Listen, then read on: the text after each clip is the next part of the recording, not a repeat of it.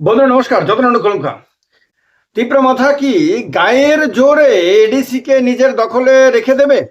মানে গায়ের জোর দেখিয়ে বিজেপির স্বপ্ন ভেঙে দেবে তীব্রামাথা। রাজ্যে দুটো বড় শরিক দল তীব্রামাথা এবং বিজেপির মধ্যে যেভাবে দিকে দিকে সংঘর্ষ হচ্ছে, এবং বিজেপির কখনো মন্ত্রীর গাড়ির ওপরে চড়াও হচ্ছে তীব্রামাথার সমর্থকরা, কখনো বিজেপির এমএলএর ওপরে এমএলএর গাড়িকে ভাঙচুর করছে তীব্রামাথার সমর্থকরা, এবং দিকে দিকে ছোট বড় ভায়োলেন্সের ঘটনা ঘটছে। তাতে স্বাভাবিকভাবেই এই প্রশ্ন উঠতে শুরু করেছে যে বিজেপি যেভাবে সমতলের বিধানসভার উপনির্বাচন একরকম গায়ের জোরে দখল করে নেয় নির্বাচন, এই অভিযোগগুলো বারবার ওঠে, সেই রকম ভাবে আপনার এডিসি কে কি দখল করতে পারবে না? বিজেপির কি এডিসি দখল করার স্বপ্ন সফল হতে দেবে না তীব্রামাথা? যদিও একই সরকারের দুটো শরিক দল, যদিও তারা কাগজে পত্রে বন্ধু দল, যদিও বাস্তবে তাদের মধ্যে বন্ধুত্বের ছিটে ফোটা পর্যন্ত দেখা যায় না। আগরতলার মধ্যে দুটো রাজনৈতিক দলের নেতাদের মধ্যে যে ধরনের মাঝে মধ্যে হাসি ঠাট্টা দেখা যায়, দিল্লিতে গিয়ে যেরকম ভাবে একসাথে সেলফি নেওয়ার ছবি দেখা যায়, যেরকম ভাবে মিটিং টিটিং ইত্যাদি দেখা যায়, গ্রামে গঞ্জে কোনো দিনই সেরকমটা দেখা যায়নি। গ্রামে গঞ্জে সব সময়ই তীব্রামাথার কর্মীরা বিজেপিকে সন্দেহের দৃষ্টিতে দেখে, অপছন্দের দল হিসেবে দেখে। আবার বিজেপির নেতা কর্মীরাও গ্রাউন্ড লেভেলে তীব্রামাথাকে একেবারেই পছন্দ করে না। এই অবস্থাতে দুটো দল সরকারের মধ্যে থাকা অবস্থাতে দুটো দলই কিন্তু হিংসামুক্ত ত্রিপুরা উপহার দেওয়ার জন্য সমানভাবে দায়বদ্ধ।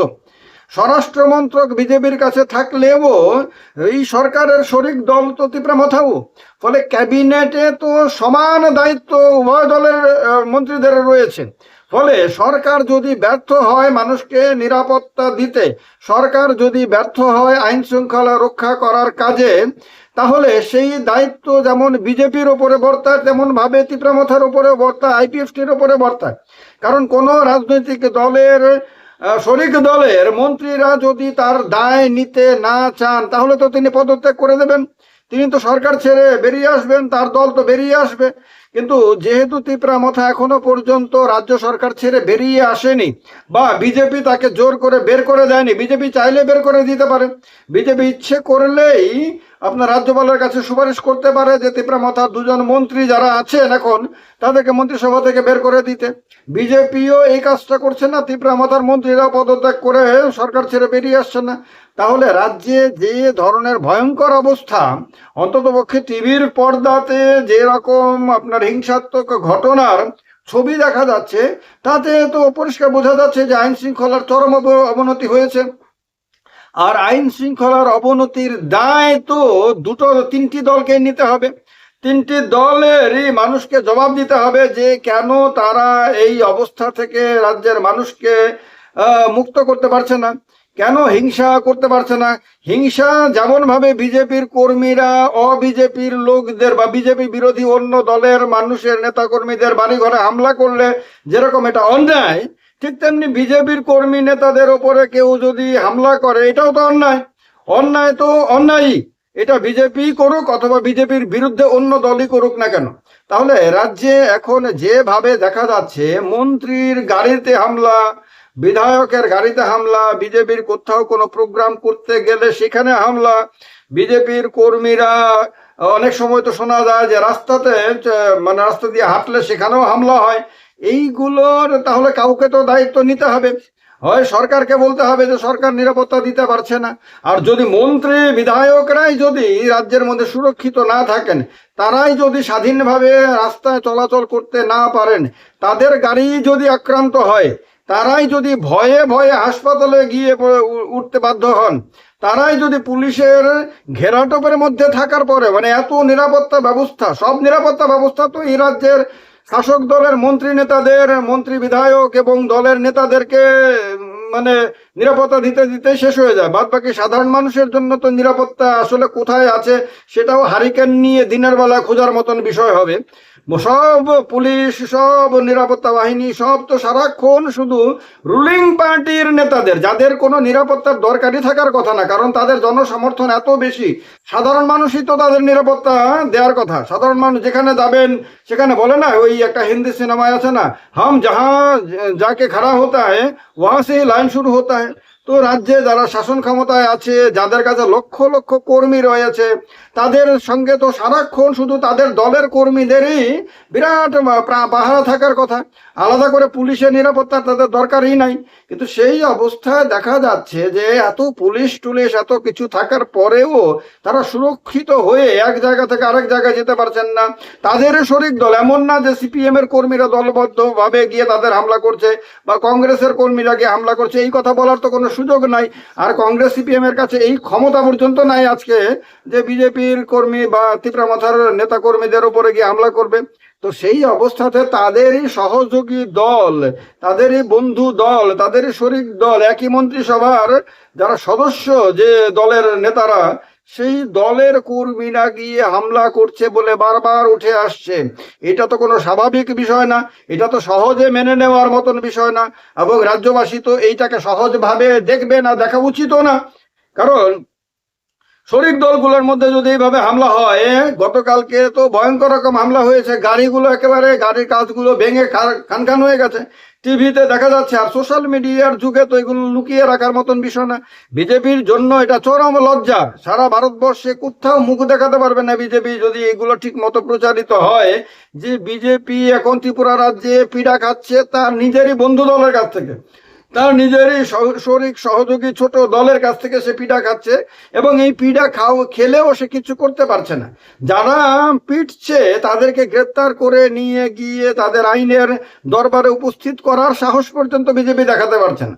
বিজেপি এতটা অসহায়, যে দল সারা বিশ্ব ব্রহ্মাণ্ড শাসন করার স্বপ্ন দেখে, যে দল বলে, গর্ব করে বলে যে তারা পৃথিবীতে সবচেয়ে বড় দল, সবচেয়ে শক্তিশালী দল, এবং পৃথিবীতে সবচেয়ে বেশি সদস্য নাকি এই দলের কাছে রয়েছে, সেই দল একটা ছোট্ট আঞ্চলিক দলের কর্মীদের কাছে নিয়মিতভাবে পিটা খায়।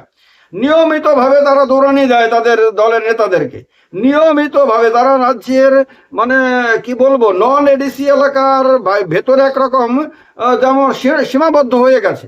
তাদের যেন স্বাধীনতা, মানে এডিসি এলাকার যে সীমানা, সেখানে গিয়ে যেন তাদের স্বাধীনতা যেন আটকে পড়ে যাচ্ছে। তারা যেন স্বাধীনভাবে এডিসি এলাকা ঢুকতে পারছে না, এবং এমন একটা অবস্থা রয়েছে। এরকম ঘটনা একটা দুইটা না, এবং এইরকম না যে এবারে এডিসি নির্বাচন এসেছে, এইবারই প্রথম। আমরা দেখেছি যে তিপ্রামথার জন্মের পর থেকে তো তিপ্রামথা ক্রমাগত পিটছে বিজেপিকে, বিজেপি অসহায়। কিন্তু তিপ্রামথার জন্মের আগে আইপিএফটি যখন এই রাজ্যের শরিক দল ছিল, এখনো শরিক দল আছে, যখন শক্তিশালী শরিক দল ছিল 18 থেকে 23 পর্যন্ত, যখন আইপিএফটির কাছেও মন্ত্রী ছিল, ক্যাবিনেট মিনিস্টার ছিল, এবং আইপিএফটির কাছে 8 জন বিধায়ক ছিল, তখন সেই আইপিএফটির কর্মীরা পর্যন্ত বিজেপিকে পিটত। যে বিজেপি সমতলে মহাশক্তিশালী, মহাধুরন্ধর, সেই বিজেপি সমতল পেরোলে পরেই শুধু মার খায়, অসহায়। কি নিদারুণ লাগে, কি খারাপ লাগে বিজেপির অবস্থা দেখলে পরে, যে এত বড় একটা শক্তিশালী দল এরকম অসহায়। বন্ধু দলের কর্মীরা তাদেরকে মারে। বন্ধু তো মারার কথা না, বন্ধু তো বিপদে রক্ষা করার কথা। তার মানে তিপ্রামথার কর্মীরা তো বিজেপির নেতা কর্মীদেরকে বিপদের হাত থেকে উদ্ধার করবেন। বন্ধু বলতে তো আমরা তাই বুঝি যে বিপদে সঙ্গ দেয়, বিপদে যে উদ্ধার করে, সেই তো বন্ধু। কিন্তু এই ক্ষেত্রে দেখা যায় যে তার বন্ধু তাকে বিপদ থেকে উদ্ধার করার পরিবর্তে নিজেই বিপদে ফেলে, নিজেই উৎপাত করে, নিজেই তাকে এমন ভাবে মারে যে মারের ভয়ে দৌড়াতে দৌড়াতে তাকে আগরতলায় ফিরে আসতে হয়, বা অন্য কোনো শহরে দৌড়ে গিয়ে কোনো মতে প্রাণ রক্ষা করতে হয়।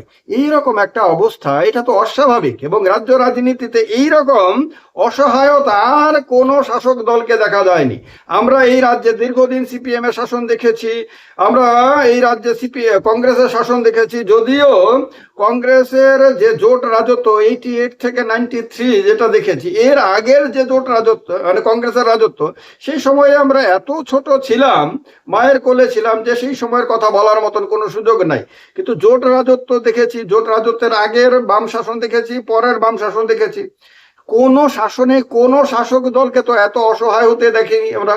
বরং শাসক দল এত শক্তিশালী ছিল, জোট রাজত্বে কংগ্রেস হোক আর বাম রাজত্বে সিপিএম হোক, এরা এত শক্তিশালী ছিল যে এদের ওপরে হামলা করার ক্ষমতা তখন বিরোধীদের ছিল না। আজকে বিজেপি শাসন ক্ষমতায় থাকা অবস্থাতে 2018 থেকে এখনো পর্যন্ত ক্ষমতায় থাকা অবস্থাতে বিজেপি বিরোধীদের হাতে মার খাচ্ছে না, তার বন্ধু তার শরিক দলের হাতে মার খাচ্ছে।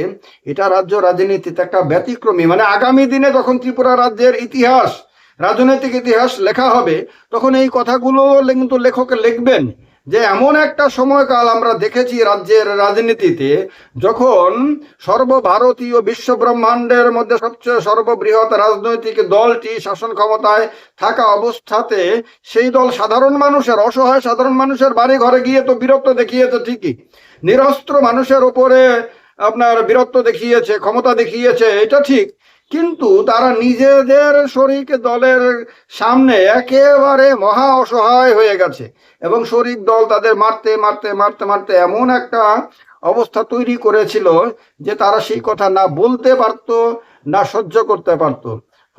অর্থাৎ তারা ভেতরে বাইরে সব দিকে মহা দুর্বল অবস্থায় পড়ে গেছিল। এগুলো কিন্তু আগামী দিনে ত্রিপুরা রাজ্যের রাজনৈতিক ইতিহাসে কিন্তু লেখা হবে। বিজেপির লোকরা কি বুঝতে পারছেন? তারা সমতলে যে পাপটা করেছিলেন সেই পাপেরই কি প্রায়শ্চিত্ত তাদেরকে আপনার এডিসি এলাকায় করতে হচ্ছে? সমতলে নিরস্ত্র অসহায় মানুষের উপরে ভয়ঙ্কর অপরাধ করে, ভয়ঙ্কর হামলা হুজ্জুতি এগুলি করে যে পাপটা করেছেন, প্রকৃতি তো এগুলোর হিসাব রাখে, প্রকৃতি তো এগুলো সহ্য করে না। এই কারণে কি প্রকৃতি তাদেরকে তাদের জিনিসই তাদেরকে ফিরিয়ে দিচ্ছে এডিসি এলাকাতে? ভাবার বিষয় কিন্তু, ভাবুন, বেশি বেশি করে ভাবুন। আর কি ভাবছেন কমেন্ট করে জানান। ভালো থাকবেন। যতনানা কলম খা, সবাইকে নমস্কার।